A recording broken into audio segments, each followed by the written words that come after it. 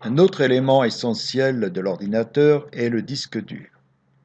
Le disque dur est une mémoire ROM, Read Only Memory, mémoire à lecture seule, comme les CD et les DVD, ce qui veut dire que dès que l'information est écrite, on ne peut plus la changer, elle n'est que lisible.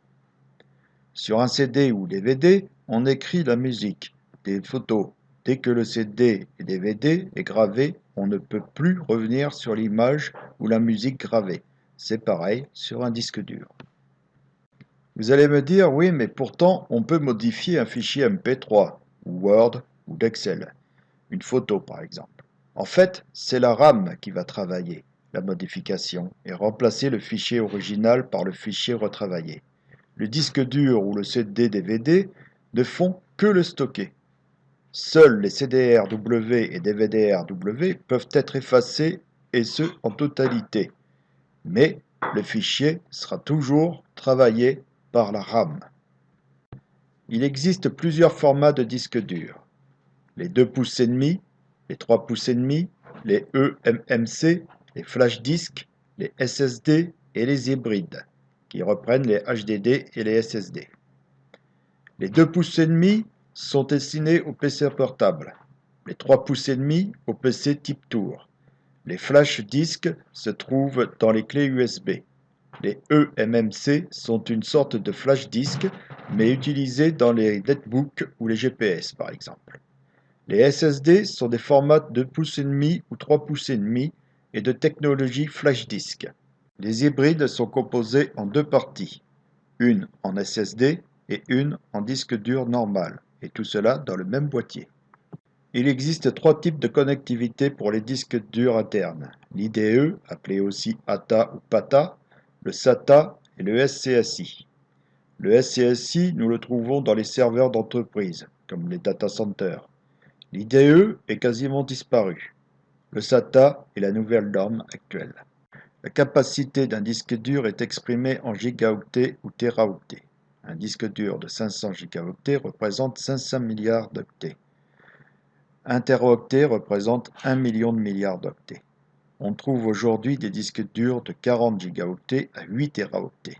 Les 40 gigaoctets se font rares. Les SSD ont une capacité maximale actuelle de 1 téraoctet. Nous venons de voir qu'est-ce qu'un ordinateur, de quoi est-il composé et comment fonctionne-t-il.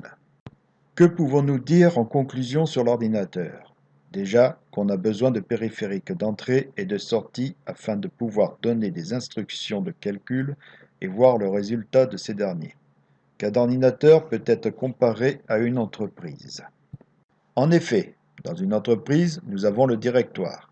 Ici, c'est l'humain qui rentre les instructions, et surtout le processeur qui calcule et qui va dire quoi faire. Dans l'entreprise, nous avons le service de communication, qui est représenté ici par la carte mère et ses bus. Dans l'entreprise, nous avons aussi le service de traitement des données, comme la comptabilité, mais aussi les ouvriers qui sont sur les quais. Elle est représentée par la mémoire vive, qu'on appelle aussi la RAM, c'est-à-dire les barrettes de mémoire. Dans une entreprise, on a aussi besoin de stocker les marchandises en attente de traitement. Ici, c'est le disque dur qui fait office d'entrepôt. Si on récapitule, le processeur, c'est le directoire qui calcule. La carte mère est le service de communication. La mémoire vive, dite RAM, ce sont les ouvriers. Le disque dur est l'entrepôt. Les périphériques d'entrée sont les moyens de transmission de l'humain à l'ordinateur et les périphériques de sortie sont les comptes rendus.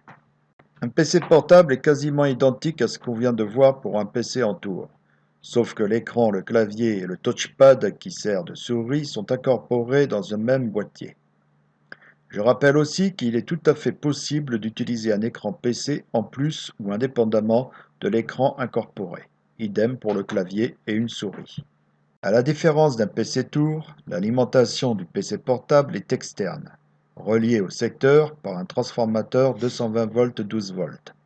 Il faut faire extrêmement attention au moment où l'on débranche le PC, car l'adaptateur interne est très fragile et cause souvent une panne de carte mère fatale. Il est à noter aussi que les PC portables possèdent tous une batterie lithium. Le rôle de la batterie est celle d'un onduleur électrique. Elle protège l'ordinateur de coupures de courant. En réalité, elle vous laisse la possibilité d'enregistrer, voire terminer le travail que vous êtes en train de faire.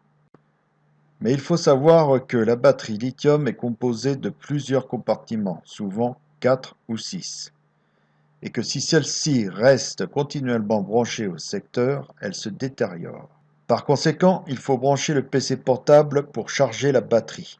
Dès que celle-ci est chargée à 100%, débranchez le PC du secteur, ainsi que l'adaptateur du secteur. Attendre que la batterie soit déchargée à minimum 20%, puis la recharger. Une fois par mois, laissez décharger la batterie jusqu'à 3% et la recharger. En effet, si vous laissez la batterie dans le PC portable et que celle-ci reste branchée continuellement, les cellules de la batterie vont surchauffer, se détériorer et malheureusement détériorer les composants électroniques de la carte mère, ce qui signifie la mort de votre PC portable. Si dans le cas où votre batterie chauffe, première chose à faire, la sortir du PC et laisser ce dernier branché sur le secteur. La seconde est d'en commander une autre. Mais attention, n'attendez pas que votre batterie chauffe, car si cela arrive, votre PC pourrait avoir des dégâts irréparables.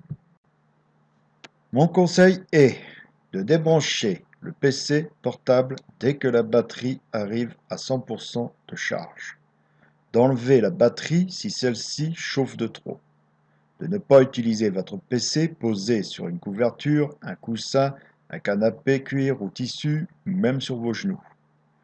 De ne pas laisser chiens et chats dans la pièce où vous utilisez votre PC. Ce conseil est bon aussi pour les PC Tour. D'enlever la poussière de la pièce, ennemi numéro 1 des ordinateurs. De se protéger électriquement avec un onduleur, surtout si vous avez des micro-coupures. De se protéger des virus avec un logiciel antivirus de type Internet Security et des utilitaires de sécurité de type MalwareBit anti-malware. Et bien maintenant vous savez ce que c'est un ordinateur. Je vous remercie d'avoir visionné ma vidéo et je vous dis à très bientôt pour une nouvelle vidéo.